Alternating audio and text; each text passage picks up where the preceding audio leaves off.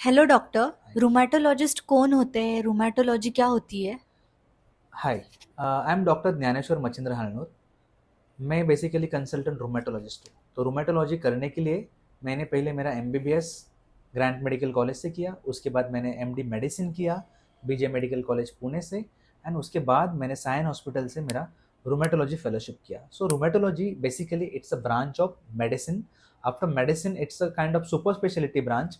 इसमें सब autoimmune diseases, connective tissue disorders जैसे कि rheumatoid arthritis, systemic lupus vasculitis, systemic sclerosis, gouty arthritis, any kind of autoimmune disease, Sjogren syndrome, vasculitis, viral arthritis, जो भी joint and tissue related pains होते हैं वो basically इसमें इंक्लूड्स होते हैं। रूमेटोलॉजी में क्या सिम्टम्स आते हैं जिससे मुझे समझेगा कि मुझे रूमेटोलॉजिस्ट को दिखाना है? ओके, सो रोमेटोलॉजी में जो सिम्टम्स होते हैं इनिशियली पेशेंट्स को joint pains, joint stiffness, redness of skin, rash in the skin, ये तो मेजर सिम्टम्स है। बट कुछ सटल सिम्टम्स भी होते हैं जैसे कि पेशेंट्स को लगता है कि उनको एक्सट्रीम फटीग, एक्सट्रीम टायर्डनेस हो रहा है। पेशेंट्स को थोड़ा भी हाउस होल्ड काम करने पर थकावट लगना, इजीली हेयर लॉस होना, पेशेंट्स के आंखों में ड्राइनेस होना, ज़बान में सलाइवा सिक्रीशंस कम हुआ जिसकी वजह से पेशेंट्स को लगता है कि ज़बान सूख रहा है। पेशेंट्स को टिंगलिंग, नमनेस ये सिम्टम्स आ सकते हैं। रेस्ट करने पर पेन बढ़ते हैं। पेशेंट्स को एक्टिव रहने पे पेन्स बेटर लगते हैं। When patient gets up in the morning patients को टायर्डनेस ज़्यादा लगता है, जोड़ों में जकड़न ज़्यादा लगती है। Not able to do simple household work जैसे कि आटा गूंदना नहीं होता है, किसी चीज़ का ढक्कन खोलना नहीं होता है। ये छोटी छोटी चीज़ें करने में पेशेंट को डिफ़िकल्टी आती है और पेशेंट्स को टिंगलिंग, नमनेस ये चीज़ भी हो सकती है। So these are some subtle symptoms or sign patient can tell you or you can tell doctors so that we can diagnose the disease of rheumatological condition. Okay, क्या medicine लेके ये बीमारी body में से हमेशा के लिए खत्म हो सकती है? So basically, rheumatological conditions 90% these are genetic. Autoimmune means ये आपके इम्यूनिटी में बैठे हुए बीमारी है। इम्यूनिटी में डिस्टर्बेंसेस होने के बाद ये बीमारियां होती है। तो बिकॉज ये जेनेटिक है। बाकी जेनेटिक बीमारी में आपको पता रहेगी जैसे कि डायबिटीज एक जेनेटिक बीमारी है, थायराइड एक जेनेटिक और ऑटोइम्यून बीमारी है, हाइपरटेंशन है, हार्ट डिजीज है। ये बीमारियां मेडिसिन लेने पे कंट्रोल की जा सकती है।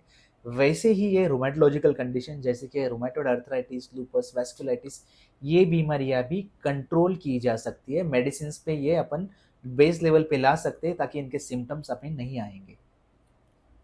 क्या कोई डाइट है स्पेसिफिक जो मुझे फॉलो करना चाहिए अगर मुझे ये बीमारी हो, या कुछ एक्सरसाइजेस? सी कोई भी बीमारी कंट्रोल करने के तीन पहलू होते हैं, एक medicine, secondly exercise and thirdly diet.